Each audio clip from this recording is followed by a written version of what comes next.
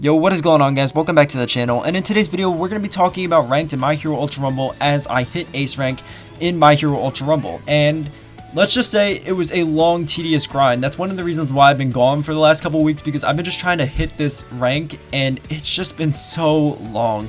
But now that I've finally hit ace rank, I feel like I'm finally credible enough to actually talk about this subject.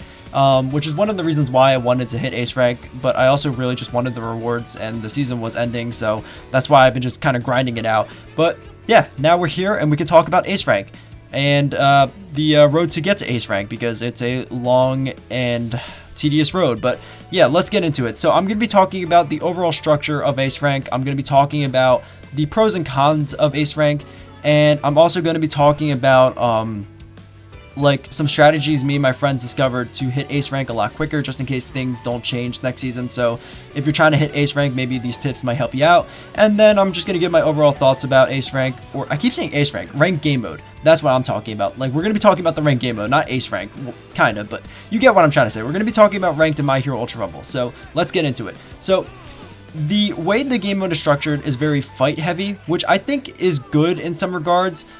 Basically what I mean by that is, if you're not participating in fights, you're not going to rank up. So that's going to lead me into the pros and cons section. So the pros of this is, that means fights are always happening. Like, you're not just going to be walking around the map looking for people. No, you're going to be constantly seeing fights because people want to rank up. If you're not participating in fights, you're not going to rank up. So basically, a majority of the points come from you dealing damage and you getting KOs.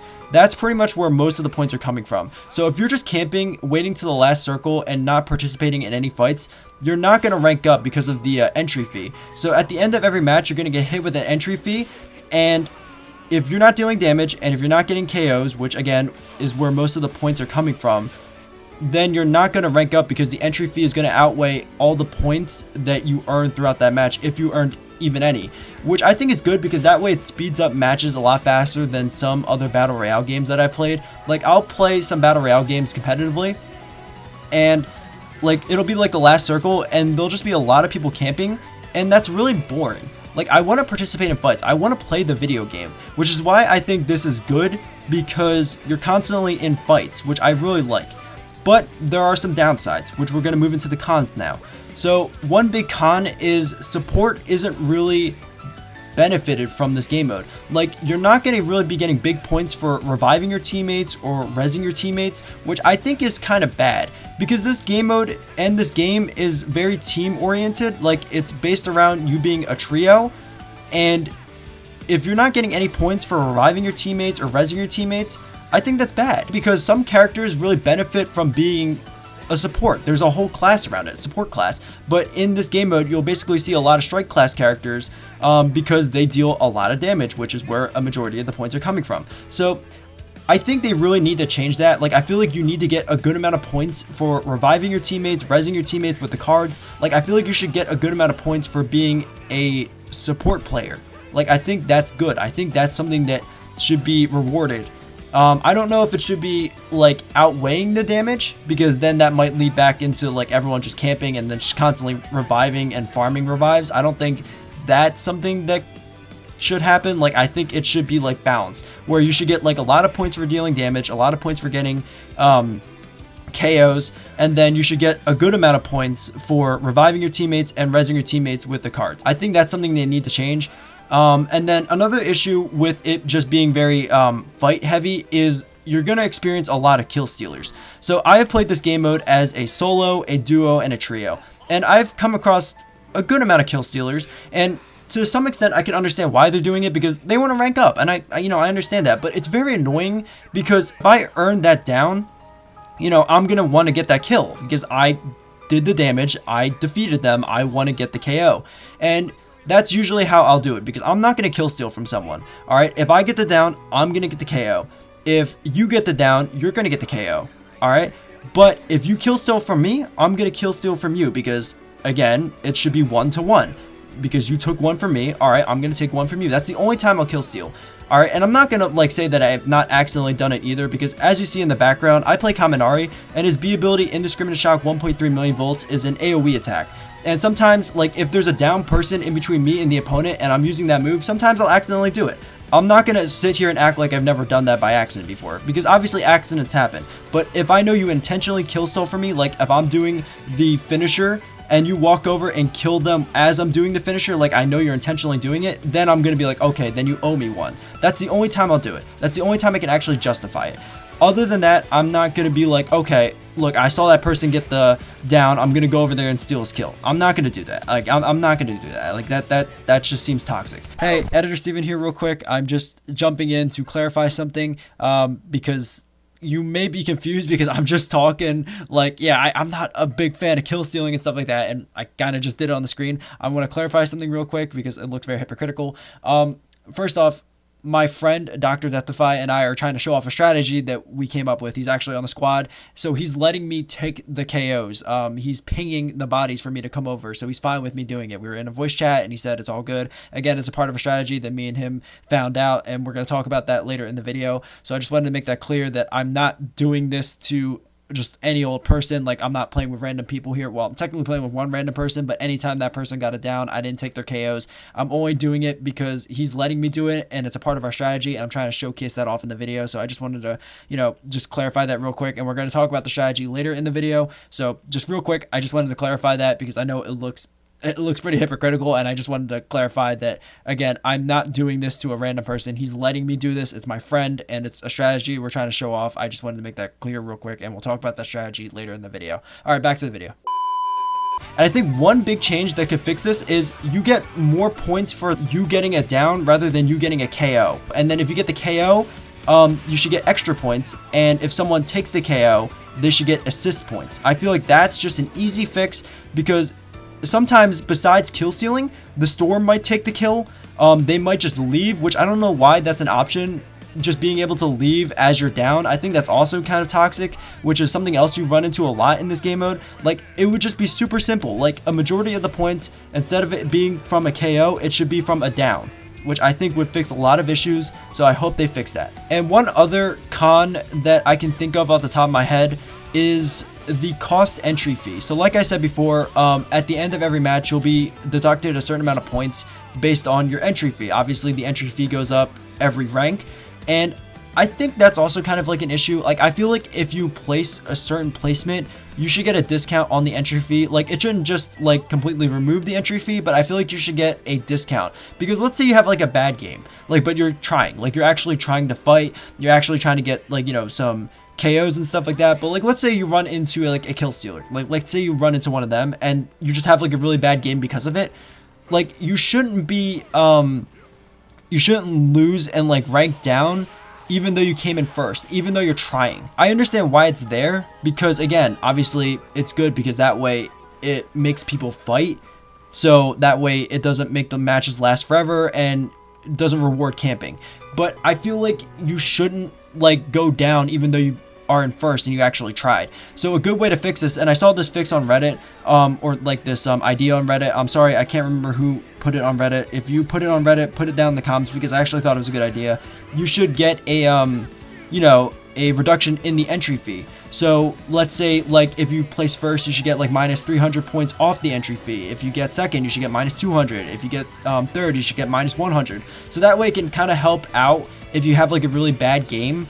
Again, let's say you run into a kill stealer, then maybe that might help you by earning some points, or maybe making you go neutral, or basically making you lose like less points than you would. Like, I feel like that would be such an easy fix as well, to just kind of like give like a little bit of a discount depending on your placement. Like, obviously not completely removing it, but just giving you a little bit of a discount. I think that would make the grind to ace rank a lot easier and a little less tedious. So now let's talk about some strategies me and my friends discovered.